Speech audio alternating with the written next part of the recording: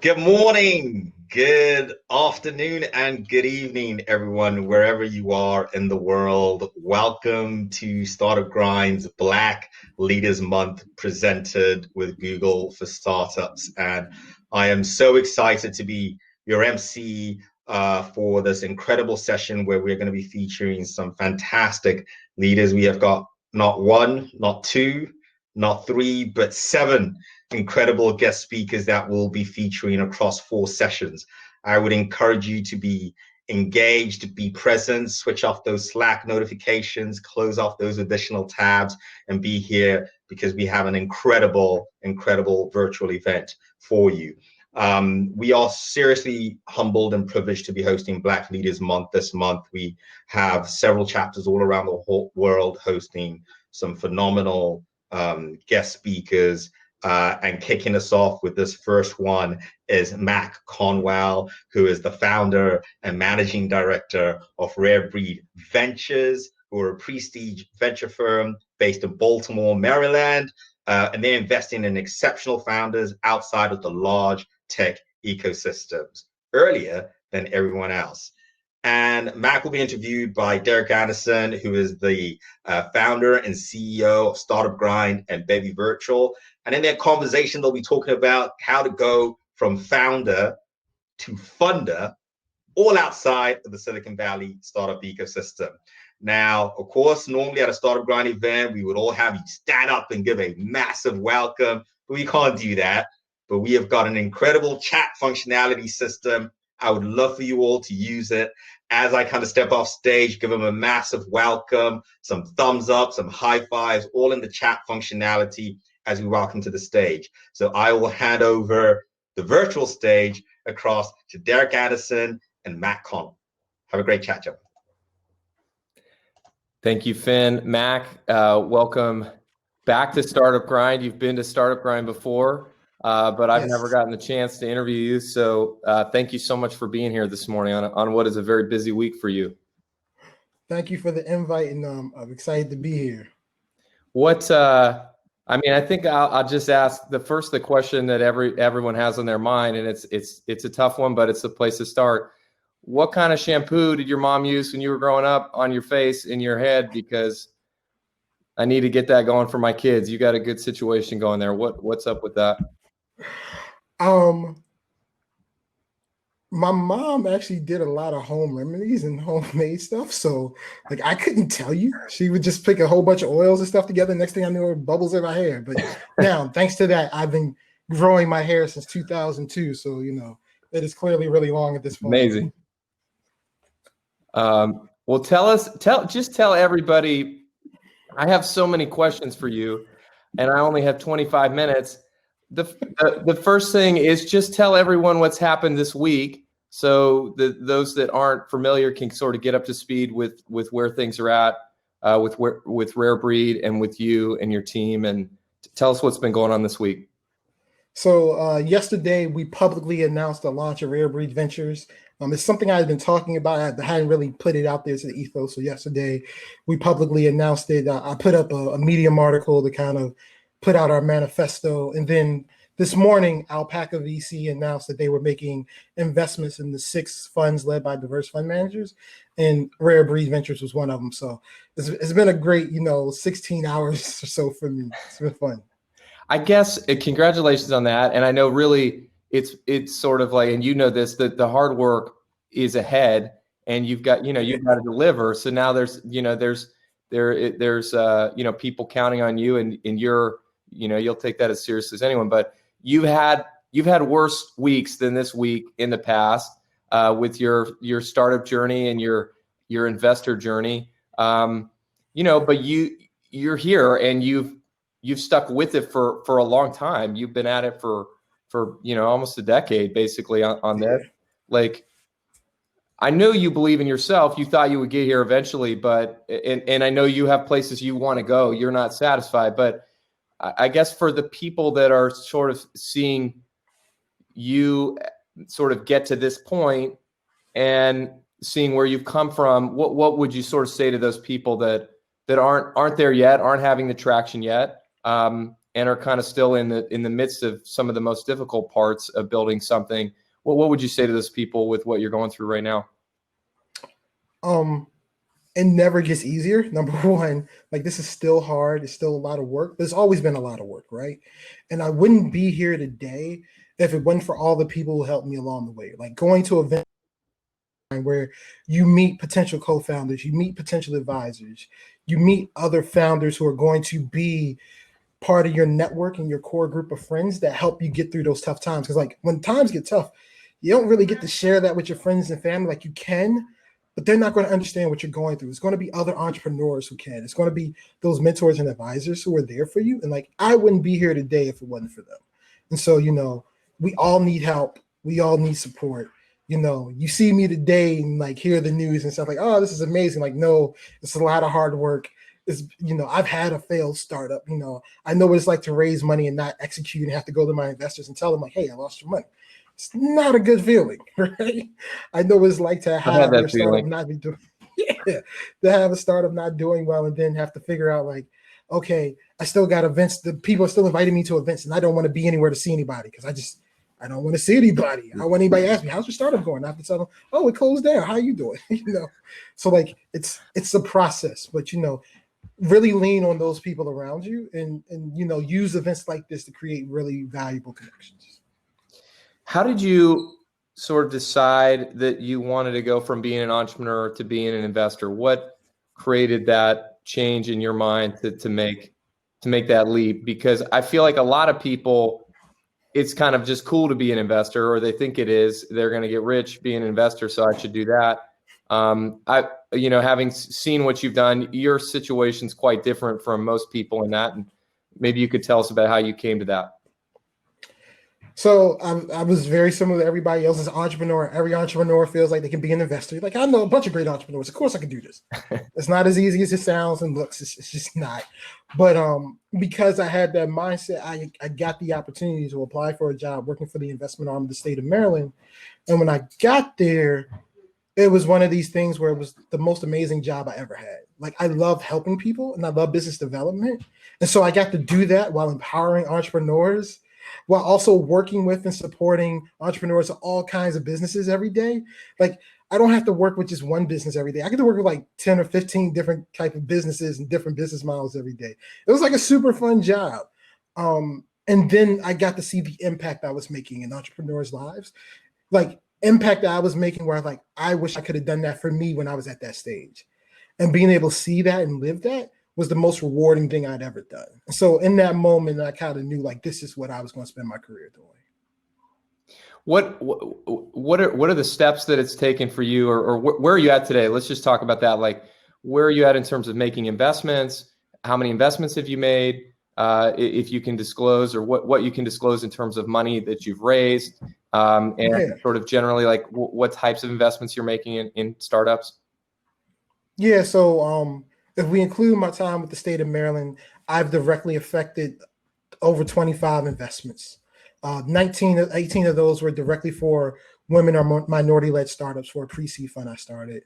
Rare Breed, we just launched. We hope to make our first few investments this month. Our goal is to make 10 investments by the end of the year. We'll see. The goal is to get to a $10 million fund. We have about 3 million committed today. We are currently raising. Yes, I can publicly disclose that we're raising a fund. If there's anybody out there who wants to be an LP, minimum check size currently is $10,000.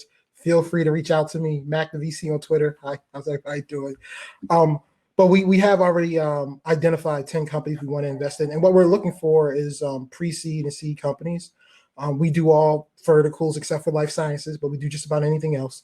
And the two key things we've really harped on is one, if it's a tech-enabled or a software solution, we'd like to see a clearly repeatable or unique customer acquisition strategy.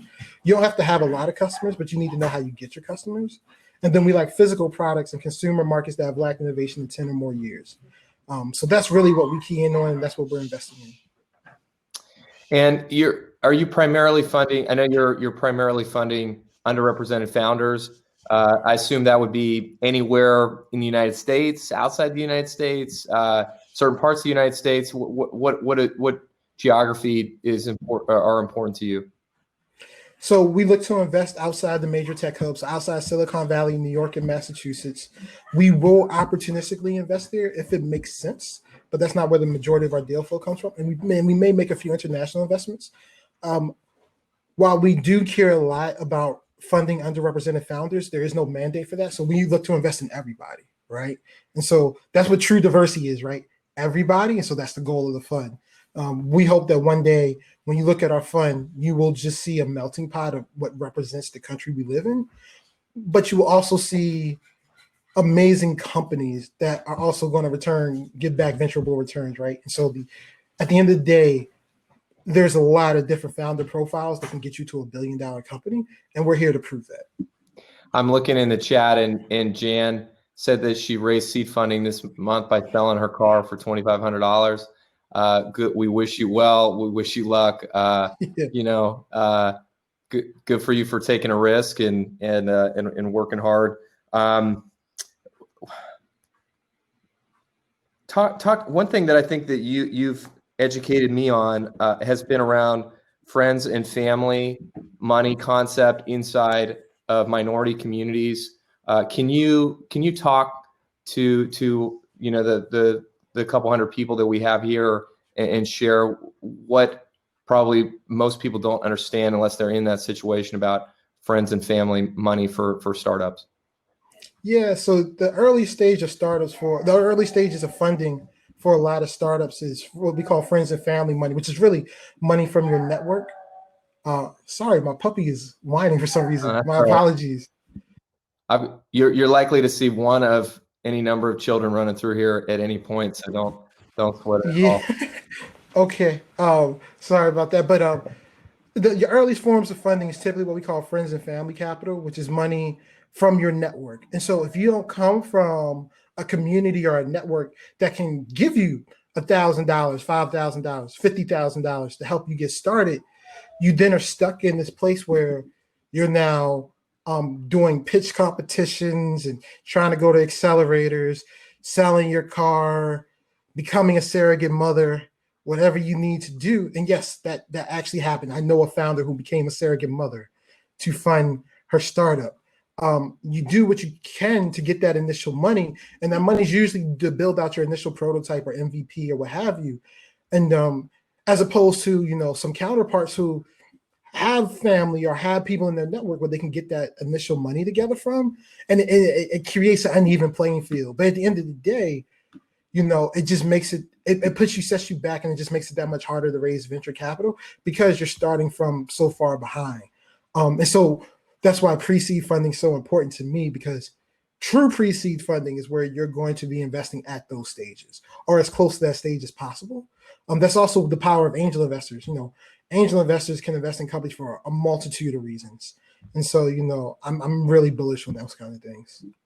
Yeah, I love how you think about that. And my brother was an entrepreneur and sort of created a lot of things for himself, and I was able to watch that. And so I'm really the benefactor of his success because I just was able to see somebody else do it. And I think I've taken a lot of my own education for granted in that regard, or I moved to Silicon Valley 15 years ago to work actually for Electronic Arts. I didn't move here to do startups. And I think, hearing you tell those stories, which you've been doing on Twitter, and I've sort of, of all the horrific things that have happened in 2020, you're one of the bright lights in my own life because I see you sort of giving a voice to these things on Twitter. And I don't know, maybe a month or so ago, reached out to you because I've just been inspired by the stories that you're telling. And I've been inspired by sort of your honesty and your drive to try to help, help this underrepresented group of people. And it just makes sense. I mean, that story about that mom or that woman who became a surrogate, which I watched, I think, a video on you telling that story. I haven't done anything even 1/100th as hard as what she's done to make her startup work. And my startup's been really hard too. I can't even imagine that. So, it's incredible that you're bringing a voice to these things. I mean, well, first of all, thank you for all the kind words. Like I'm just one person trying to do my part. But it's stories like that that really, drives me. The day she called me and told me that's how she was going to fund her company, I was almost in tears. But to that end, she'll be one of the first investments we make.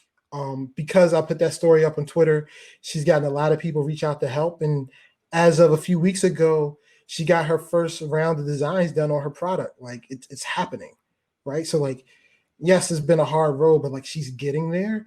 And there's tons of other stories. I know a founder who also sold their car, and they sold their car to pay for a patent they didn't need, right? But that's what somebody told them they needed to do, so they went and did it, right? I've seen founders like give blood to save up money to go to pitch competitions in another state that they couldn't get to, right? Just because they were in the hopes that maybe they'll get enough money to do what they need to do, right? Like these are things, and it's not just investing in these founders or wanting to back these founders because of these stories. It's really investing and backing amazing founders, building amazing products, building amazing companies that, have the potential to really do what we're talking about. Like not every founder is going to get funded. Most founders aren't. Like most founders I meet, I'm not going to be able to help. But for the ones that I can, that are building amazing things, the journey doesn't need to be that difficult. And so hopefully what I do and what others of my generation are going to do are going to help change the way we view these things. Yeah, and I think it's not just, I mean, maybe you can't fund everyone, but like even the things that you're sharing and these stories, like you're helping educate people and you see other VCs who've been doing it for 10, 15 years, retweeting these things, sharing these things because, and I'm sure that is probably the first time you start seeing that, you're like, why are these people doing that? But I mean, it just goes to show you how good the insights are right now, how helpful they are. It's pretty wild to see, the VCs who I was trying to chase down and hunt down when I had to start up now, retweeting me when they had meetings with me. It's like, I'm not saying anything groundbreaking here. I'm just trying to give voice to the things that I see in the space, and it's been rewarding. If I'm an entrepreneur or I'm in a small startup outside of a major tech hub, what do I need to do to differentiate myself to line up to get capital from a pre-seed firm like yours or others to be able to give it a shot to grow? So the big thing at the end of the day, and this goes for all startups, no matter where you are, but if you're out of one of the major tech hubs to set yourself apart, it's all about your growth and traction. Like at the end of the day, money talks, customers talk, users talk. If you got enough traction, if you have enough customers, if you have enough revenue, you'll get funding. I don't care who you are, what you look like, where you come from. If you have enough, you'll get there. Now, getting there and getting to that point, it's not easy. Like that's the difficult part, right? Figuring out how to get customers. That's the hard part. For my first startup, that was the big thing. We spent the first year and a half building and had no customers. And we started pitching to investors and everybody was telling us no, we were too early. And at some point, we just thought everybody was racist. And then I had one investor pull me aside. He's like, no, you idiot, you don't have any customers. There's nothing to invest in. Go get some customers. And then he took the time and talked me through how to find customers. And that was like one of the mind-blowing experiences of my life, right? If it's not for that, I don't know what my path becomes and I don't know what my narrative becomes. But that gave me insights into like, okay, this is what it's really about. It's not that you can build a product and people give you money, right? That's not how this works. It's you build a company that's working, that's growing, that's either making money or getting customers, and people can get behind that. The money's to grow, not to start. Yeah. Typically. Yeah. I think it's taken me years to understand what you've just said, which is like the money, like raising money in some ways should be easy because you have all of these things lined up, ready to go. And an entrepreneur would say, well, why do I need funding if I've got all these things lined up? And it's like, well, that's the existential question of should you raise funding or not. But like, if you've got something good, then all the investors will want it, right? And they will come to you and they will fight to be working with you. That's exactly what it is. And really, it's just like, it's one of those things where the best time to raise money is when you don't need it. Because at the end of the day, if you have a company, you're making money, you don't necessarily need investment, right? Like your company's going to be can sustain itself. But your company's limited in growth by whatever revenue you make. Well, not even revenue, by however much profit you make. If you're doing 500,000 in revenue and you're taking in 100,000 in profit, the 100,000 is all you have to grow. And so now an investor comes to you like, hey, for 15 or 20% of your company, here's $1 million. How much faster do you grow with $1 million versus 100,000? And then if you're in a space where you have competitors that you're trying to outpace, how much more can you do with that $1 million to outpace them versus that 100,000 that you made in profit? And that's the question, right? Like, we as investors are partners, and we're partners to help you grow, and that's what the money's for. How just switching gears a little bit, as a leader in a startup, and seeing all of the racial injustice and the protests and the energy and that not just in the United States but around the world that we saw towards trying to create a more equitable future for everyone, specifically the Black community. What are some things that I can do as a CEO to make my company an environment where people in the Black community want to be, and also what can I proactively do to make sure that I have great representation from the Black community inside my company? The first thing you should do is do with your employees what you do with your customers. Do some customer discovery. Go talk to them, and then have an honest and open conversation. And don't go there to defend yourself. Go there to listen. And if you have employees who say this company is racist, don't try and defend that, but listen to what they're saying, right? Because there might be a bigger problem that you just haven't noticed. And this happens time and time again to CEOs and the founders as they start to build companies, because as the company grows, you get this bubble around you of like the core leadership who you deal with day to day, but you don't necessarily touch all your employees you deal with day to day. So you don't understand or know their experiences as much as you think you do. So when they start talking, like, legitimately listen. And if you want to change your hiring practices, don't create an initiative. Start making sure you have people of color in positions of power to help make hiring decisions, right? Because that'll make a change.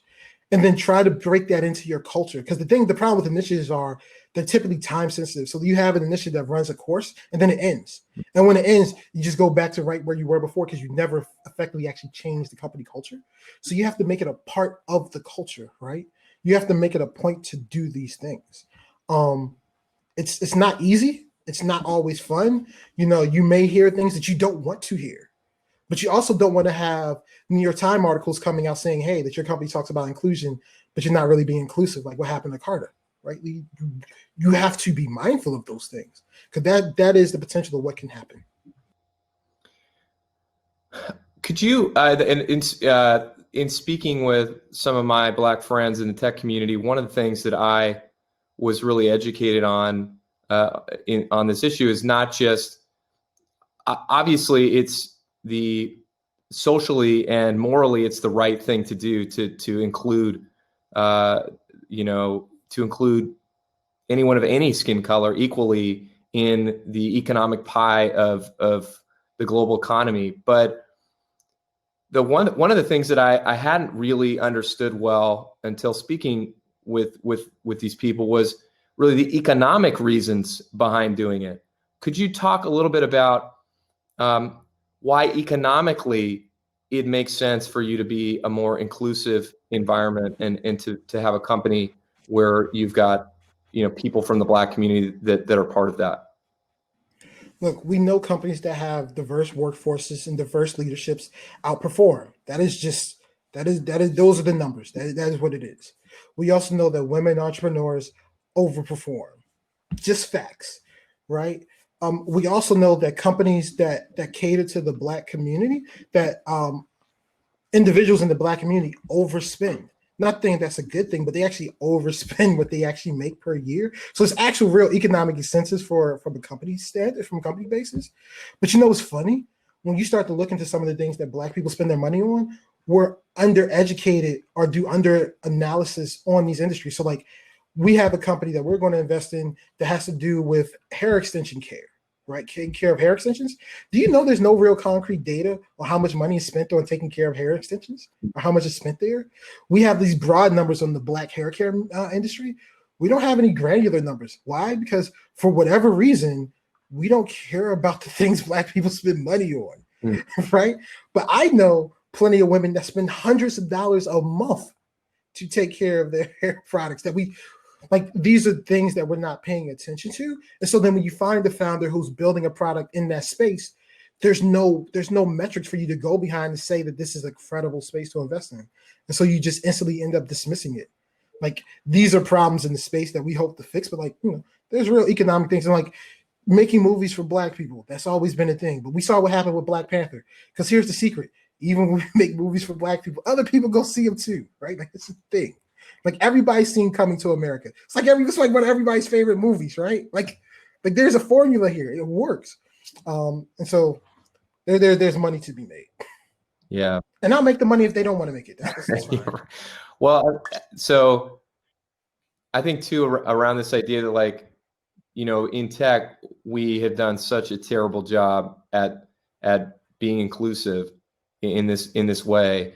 And if you are proactive about it, and if you actually do care about being part of the solution, it can be, right now, sadly, but it can be a huge differentiator for you. It can make you stand out amongst 1,000 other companies, because here's something that you did that is, by the way, just the right thing to do, feels good, helps a lot of good people, like, but also economically, it will exponentially help your company because you're getting access to much better talent, because you are this place that amazing Black people want to go work at. And at least, that for me is like, it doesn't matter how you look. If you look at it as a capitalist, you're going to win. If you look at it as a human being, you're going to win. Pretty much. There's very little downside. I don't see much downside at all. So I'm very bullish with these things, like, clearly. I want to, as we wrap up, I want to just ask you again, just about your fund. So you've got this fund that you're accepting investments in. Yes. I know you've got an Airtable where entrepreneurs can go and can apply and kind of share their ideas and their product with you. As investors, and you said earlier, investors can invest as little as $10,000. What does it mean to be an investor in your fund? Like, what are the expectations that those people should have if they want to do that? Look, if you want to put money into the fund, we're willing to have you, and everybody. And really, what you can expect is for me to put in as much effort as humanly possible to make sure that I'm a good steward of your money, and that we're going to return, and that we're going to have outsized returns. My goal is to outperform everybody else in this vintage year. That is my goal. You know why? Because I feel like I'm smarter than everybody else, and I'm arrogant enough to say that out loud. I'm going to make better investments than everybody else. And so if you give me your money, I'm going to return you a bunch of money, right? That is the goal. As far as LPs, all my LPs will get to see all the companies we invest in before we make the investment. If you would like to make a direct connection to that entrepreneur and potentially try to get into that round of investment, we will make sure that happens as well. And, I will be somebody that you can reach out to and talk to as time permits. Please do not contact me every day or every week. I'm not going to have time for that, but like, I am here to support you as you're here to support me. And so that's what I have to say for anybody who wants to invest in Rare Breed Ventures. Well, happy to have you. Well, at Startup Grind, we've made a big effort to really be on the education side of trying to help entrepreneurs and startup people to just get educated, get what they need. We've had thousands of startups exhibit. We've interviewed thousands of VCs.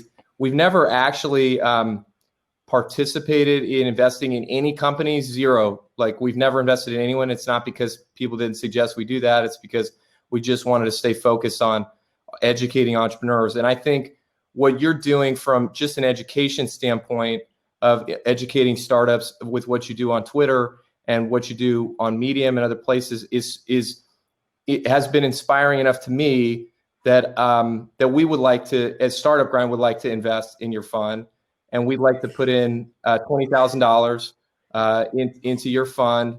And I don't know how we get that money to you. Just put the wire information in the chat so everybody can see it. But we're really excited to be a part of what you're doing. It sounds fun. It sounds like a good thing for the world, and I can't wait to meet all these entrepreneurs that that you find and that you impact and have a very, very small a part of that impact to be supporting them. So really, if you'll take it, if you'll have us, we'd love to be part of it. That is amazing. Thank you, Derek. Thank you, Startup Grind. That's awesome, and I'm humbled and honored by that to be the first investment from Startup Grind. You've had amazing companies and amazing VCs, the amazing entrepreneurs come through here. So to be the one, that means a lot. And yes, of course, we'll have you. Like, please come, be part of the Rare Breed family. Thank you so much. But that's awesome. Thank you. Awesome.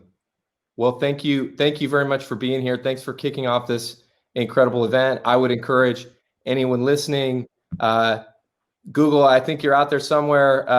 Help this man. We other people that are out there, reach out and let's help Mac, see his vision through, and let's send great entrepreneurs to him. Follow him on Twitter, and thanks for being here today, Mac. Appreciate having you.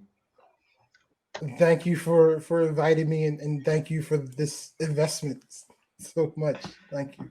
What an incredible fireside chat, an incredible way to ultimately end it. Matt, massive congratulations on your success today. We are delighted to be a part of your future journey and story at Startup Grind, because that's ultimately what Startup Grind is all about, that journey for entrepreneurs and founders, and we're delighted to be a part of that and look forward to engaging you further. This was an incredible fireside chat where there were definitely loads of insights and notes that we could take. I do have one quick question in the Q&A here. If you have any startup that you're most excited about right now in the landscape, if there's any startup that you are like looking at thinking the startup has got a lot of potential based on either in your fund or some of the companies you're looking at. So one company I want to shout out is a company by the name of Elite Gaming Live. Okay. Elite Gaming Live is an after-school esports program that incorporates STEM education. So kids get points for playing video games and more points for doing online educational modules. They currently have a partnership with AWS Educate. So when the kids do the cloud engineering module, they're learning from AWS.